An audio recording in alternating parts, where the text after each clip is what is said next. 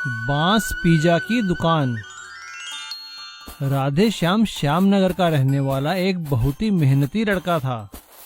Hotel management में cook की training लेने के बाद वो एक बड़े 5 स्टार होटल में काम करने लगता है। उसका होटल उसे विदेश में काम करने भेजता है, जहाँ पे वो धीरे धीरे पिज्जा बनाने में महारत हासिल कर लेता है। उसके हाथ के बनाए पिज्जा की उस होटल के सारे कस्टमर तारीफ किया करते थे और उनके मास्टर शेफ भी श्याम की काफी तारीफ करते थे। भाई क्या बात है श्याम, ऐसा क्या जादू डालते हो अपने बनाए पिज्जा में? सारे कस्टमर कहते हैं भाई पिज्जा हो तो श्याम के हाथ का पिज्जा। बस सर, ये तो आपके द्वारा सिखाए गए हुनर का कमाल है। सब कुछ सही चल रहा था, लेकिन महामारी फैलने के कारण उस होटल को काफी नुकसान होने लगा और होटल मैनेजमेंट ने सभी विदेशी कारीगरों को उनके देश भेजने का सोच लिया। श्याम को भी नौकरी से निकाल दिया गया और वो अपने घर वापस आ गया। श्यामनगर आने के बाद कुछ दिन तो वो खाली बैठा रहा, लेकिन जैसे ही लॉकडाउन खुला उसने कुछ काम करने की सोची। लेकिन वो पिज्जा बनाने के अलावा और कोई काम नहीं जानता था। अब मैं क्या कर सकता हूँ? मुझे तो सिर्फ पिज्जा बनाना आता है, लेकिन पिज्जा बनाने की मशीनें तो बहुत ही महंगी है। मुझे कुछ उपाय सोचना पड़ेगा।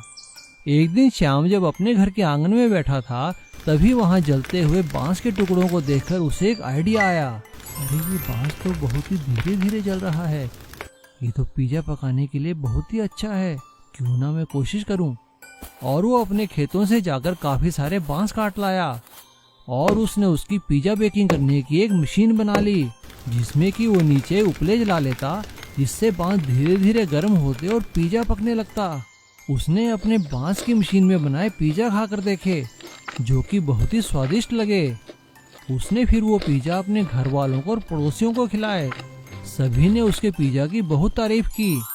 उसके बाद श्याम ने गांव के बाजार में एक छोटी सी दुकान किराए पे लेकर बांस की मशीन में पिज्जा बनाना शुरू किया।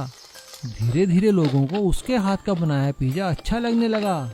अरे भाई श्याम, तुम तो बहुत ही अच्छा पिज्जा बनाते हो। इसमें जो धुएं का स्वाद आता है ना, वो तो बहुत ही बढ़िया है। ऐसा तो हमने कहीं नहीं खाया भैया। बस काका, ये तो इस बांस का कमाल है। अरे भैया वो तो सही है, लेकिन बनाया तो तुम्ही ने है।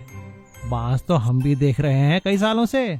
इस तरह सभी गांव वाले उसकी तारीफ करने लगे और श्याम का बांस का पिज्जा बनाने का काम काफी चल निकला। अब तो उसका पिज्जा खाने शहर से भी लोग आने लगे और धीरे धीरे कई फूड डिलीवरी कंपनियों ने उसके साथ कॉन्ट्रैक्ट कर लिया और उसका बनाया पिज्जा ऑनलाइन बिकने लगा। अब श्याम को काफी सारी मशीनें बनानी पड़ी और उसने नौकरी पर कुछ गांव के लड़कों को भी रख लिया और अब श्याम बांस की मशीन में पिज्जा बनाने वाले के नाम से मशहूर हो गया था। इस तरह एक सोच ने श्याम की जिंदगी ही बदल दी। अब उसे विदेश जाने की आवश्यकता नहीं थी, क्योंकि वो तो घर में ही बांस की मशीन में पिज्जा बनाने लगा था और लोगों को भी खिलाता और खूब कमाता। विशाल गाय का घर। राघव और रमोना अपने खेतों में दिन रात खूब मेहनत किया करते थे। उन दोनों का खेत पूरे गांव में सबसे सुंदर और सबसे अच्छी फसल दिया करता था। राघव और रमोना हमेशा दूसरों की मदद करने में हमेशा आगे रहते थे, इसीलिए लोग उन्हें पसंद भी बहुत करते थे। एक दिन खुदाई के दौरान रमोना को एक जोर की आवाज सुनाई देती है। वो राघव से कहती है, अरे ये आवाज कैसी? जरा इधर आओ। दोनों मिलकर देखते हैं कि उनके खेत के नीचे एक बहुत बड़ा गाय के रूप का घर है। उस घर को देखकर दोनों हैरान रह जाते हैं। राघव रमोना से कहता है, अरे आज से पहले इस घर को यहाँ कभी नहीं देखा। जरूर ये किसी ने यहाँ दफनाया है रमोना। हमें तो कुछ करना होगा। मुझे तो लगता है लोग हमारी फसल से जलने लगे हैं। कोई जरूर ये जादू टोना किया है हमारे खेत पर। मुझे भी कुछ ऐसा ही लगता है। चलो, मुझे शक है कि ये सीताराम ने किया होगा। चलकर उसके खेतों में आज रात ये दबा देते हैं। सारा का सारा दूध का दूध और पानी का पानी हो जाएगा। हाँ, ये तुमने ठीक कहा। दोनों मिलकर रात के अंधेरे में जाते हैं और वही बड़ा सा घर सीताराम के खेतों में दबा देते हैं।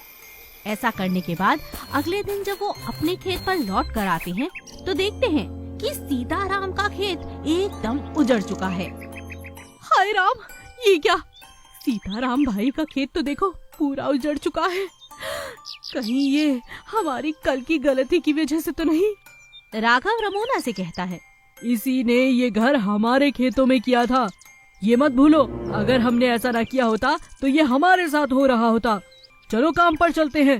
दोनों पति पत्नी फिर से काम पर लग जाते हैं। उधर सीताराम रो रो कर बुरा हाल कर लेता है। हाय राम, ये मेरे साथ क्या हो गया? किसने किया ये मेरे साथ? राघव और रमोना जब सीताराम को देखते हैं तो उसका दुख उनसे देखा नहीं जाता और वो सारी बात सीताराम को बता देते हैं।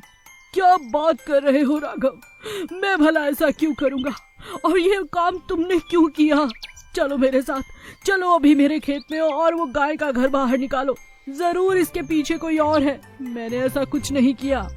अब तीनों मिलकर फिर से सीताराम के खेतों से वो गाय का घर बाहर निकालते हैं। उसमें एक दरवाजा था। जब उसे खोलते हैं तो वहाँ पर एक जादुई गाय बैठी हुई थी जो जोर जोर से हंसने लगती है और कहती है, ये तो मैं आजाद होने के लिए यहाँ पर आई थी तुम्हारे खेतों में और तुम दोनों एक दूसरे पर ही शक करने लगे। अब मैं आजाद हूँ, मैं तो चली। जैसे ही वो गाय आजाद हो जाती है, जादुई घर अचानक से गायब हो जाता है। सीताराम राघव को देखता है और राघव सीताराम से माफी मांगता है। दोस्त, मुझे माफ कर दो, तुम पर शक किया मैंने। ना जाने ये जादुई गाय और ये घर कहाँ से आ गए थे।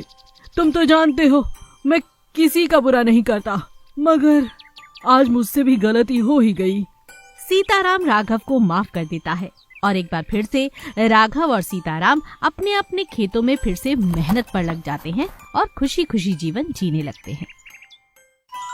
फ्रेंच फ्राइज वाले की सफलता। एक गांव में सोनू नाम का एक लड़का अपनी बहन मीनू के साथ रहता था। उन दोनों के माता पिता का देहांत हो चुका था। सोनू अपनी बहन मीनू का बहुत ख्याल रखता था। सोनू गांव में मेहनत करके अपना और अपनी बहन मीनू का पालन पोषण करता था। सोनू खुद नहीं पढ़ सका, लेकिन उसकी इच्छा थी कि उसकी बहन मीनू काफी अच्छी पढ़ाई करे और पढ़ लिखकर एक अच्छी डॉक्टर बने। मीनू भी पढ़ाई में काफी होशियार थी और वो स्कूल में हमेशा अव्वल आती थी। मीनू दिन रात बड़ी मेहनत से पढ़ाई करती रहती थी, क्योंकि उसे डॉक्टर बनकर अपने भाई का ख्वाब जो पूरा करना था। एक दिन रात को जब मीनू पढ़ रही थी तो सोनू ने आकर उससे कहा, अरे मेरी प्यारी बहना, अभी तक पढ़ रही है? ये ले, एक गिलास दूध पी ले गर्मा गर्म, शरीर में ताजगी आ जाएगी। अपने भाई की बात सुनकर मीनू ने कहा, भैया आप मेरा कितना ख्याल रखते हो, अगर आप ना होते तो मेरा क्या होता। मीनू की बात सुनकर सोनू ने कहा, अरे हट पगली, ऐसा नहीं कहते। चल चल चल, अब दूध पी ले और पढ़ाई जल्दी करके सो जाना। और हाँ देख, मुझे कल शहर किसी काम से जाना है, मैं जल्दी ही वापस आ जाऊंगा। खाना बनाकर जाऊंगा, खा लेना। ठीक है भैया। अगले दिन सोनू सुबह अपने काम से शहर चला जाता है। शहर में जब उसे भूख लगती है तो वो एक जगह खाने की दुकान पर रुकता है। वो वहाँ पर फ्रेंच फ्राइज देखकर हैरान हो जाता है और एक प्लेट फ्रेंच फ्राइज लेकर खाने लगता है। फ्रेंच फ्राइज उसे बहुत स्वाद लगते हैं। वो वहाँ बैठा बैठा फ्रेंच फ्राइज बनाने का तरीका देखता रहता है।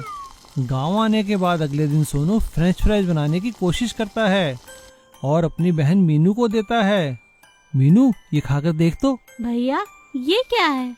मैंने कल शहर में खाए थे, इन्हें फ्रेंच फ्राइज कहते हैं और मैंने बनाना भी सीख लिया। बता तो कैसे बने हैं? भैया ये तो बहुत स्वादिष्ट बने हैं। क्या ये कल मैं लंच बॉक्स में ले जाऊं अपनी सहेलियों के लिए? हाँ हाँ, ले जाना, मैं कल और बना दूंगा।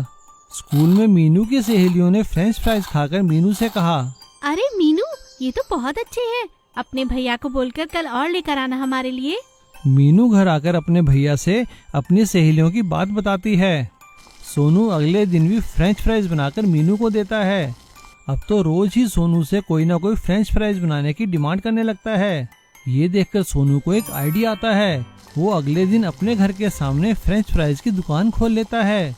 गांव और आसपास कोई फ्रेंच फ्राइज की दुकान ना होने के कारण उसकी दुकान काफी चल निकलती है, क्योंकि वो काफी स्वादिष्ट फ्रेंच फ्राइज बनाता था। धीरे धीरे सोनू के फ्रेंच फ्राइज आसपास के गांवों में भी मशहूर हो जाते हैं। अब सोनू का काम इतना चल निकला था कि वो गांव के मेन बाजार में एक दुकान ले लेता है। और अपनी सहायता के लिए गांव के कुछ लड़कों को भी रख लेता है। और अब सोनू को सभी फ्रेंच फ्राइज वाले सोनू के नाम से जानने लगते हैं और सोनू मीनू की एक बहुत अच्छे मेडिकल कॉलेज में एडमिशन करवा देता है। इस तरह कड़ी मेहनत और लगन से सोनू अपना सपना पूरा करता है।